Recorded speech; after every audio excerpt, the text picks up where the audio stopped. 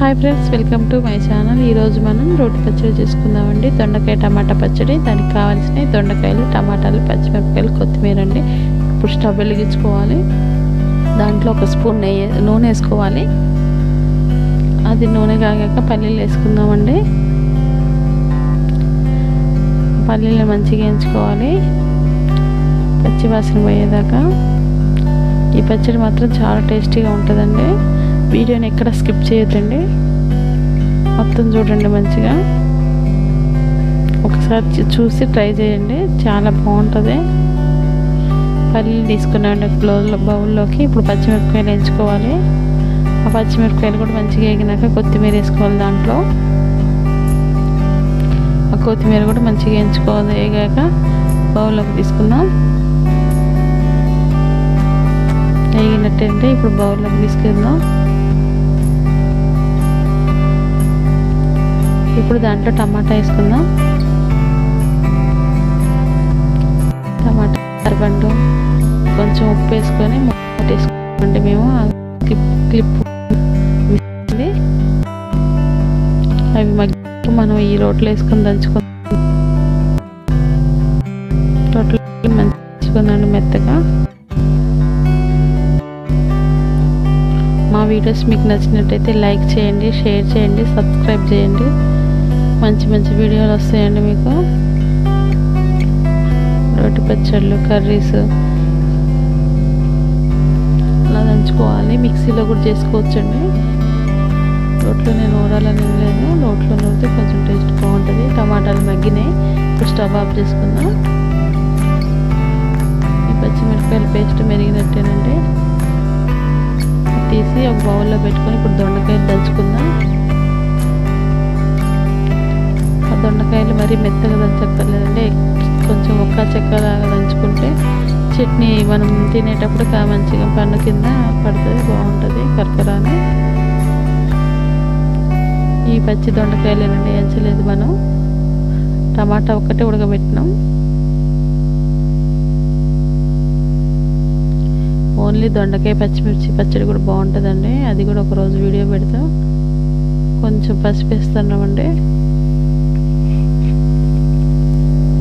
అయిపోయింది. దొండకాయలు మెరిగినాయి. టమాటాలు వేస్తున్నాం. టమాటాలు కూడా మంచిగా దంచుకున్నాక మళ్ళీ పచ్చిమిర్చి పేస్ట్ కలుపుకుందాం.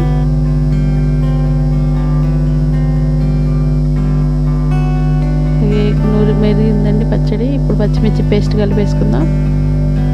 అదేది మొత్తం కలిసేలా నూరుకోవాలి.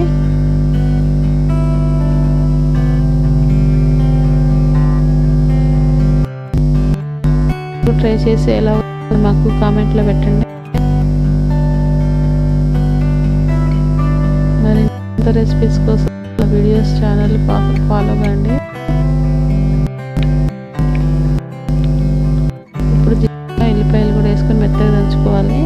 అది లాస్ట్లో వేసుకుంటేనే ఆ మంచి వాసన అనేది, ఫ్లేవర్ ఆ పచ్చడికి బాగుంటుంది అంటండి.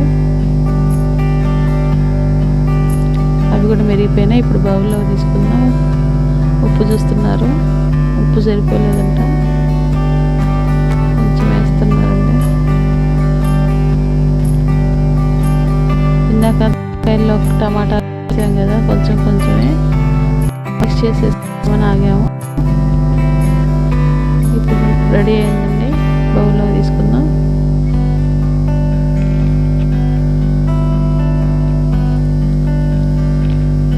ఇప్పుడు తాలింపు పెట్టుకుందాం. స్టవ్ మీద ప్యాన్ పెట్టుకొని 2 స్పూన్లు నూనె వేసుకుందామండి. 2 టేబుల్ స్పూన్లు ఎండుమిరపకాయలు, తాలింపు గింజలు అన్నీ వేసుకొని తాలింపు చేసుకుందాం. ఇప్పుడు ఎల్లిపాయలు వేసుకుందామండి. కొంచెం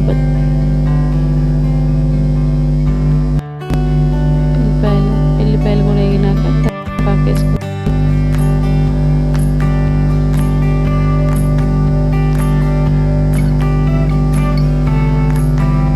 కరివేపాకు అండి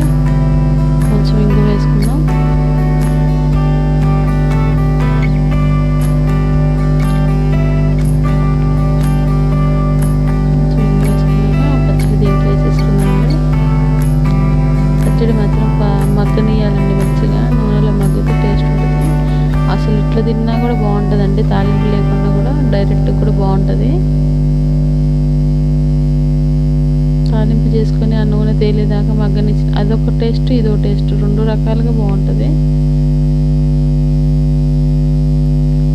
మనకి కొంచెం నిలువ ఉండాలి అనుకుంటే ఇట్లా బాగా నూనె తేలేదాకా మనం మంచిగా వేయించుకోవాలి, లేకపోతే కొంచెం లూజు గుంజుకున్నా బాగానే ఉంటుంది. చాలా నిజంగా చాలా బాగుంటుందండి, ఒకసారి ట్రై చేయండి. చూడండి మొత్తం మగ్గిపోయింది. ఇప్పుడు మనం బౌల్లో వేసుకుందాం.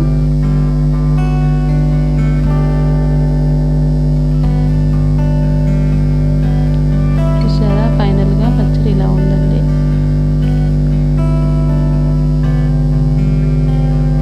ఒకసారి అన్నంలో కలుపుకొని దించుద్దామండి.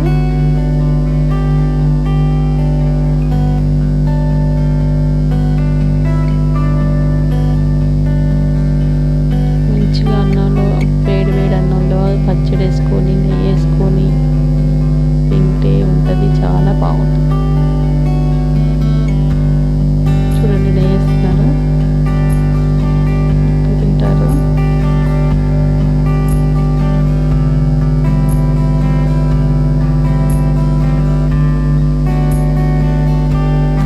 కలుపుతుంటేనే నోట్లో నీళ్ళు వస్తున్నాయి కదండి. అందుకనే సేమ్ ఈ వీడియోలో చూపించినట్టు ఫాలో అయ్యి ఈ చట్నీ ఒకసారి చేసుకొని తిని చూసి మాకు కామెంట్లో పెట్టండి. చాలా చాలా బాగుంటుంది. మీరు చికెన్తో మటన్తో అయినా తింటారు లేదు, కానీ ఈ చట్నీతో చాలా అన్నం తింటారు. ఇది మాత్రం కన్ఫర్మ్. మేము తిని చూసి తిన్నాకే వీడియో పెడతాం. ఏదైనా ఫస్ట్ మేము ట్రై చేశాక బాగా కుదిరినాకే పెడతామండి. చూడండి తిన్నారు, బాగుందంటున్నారు.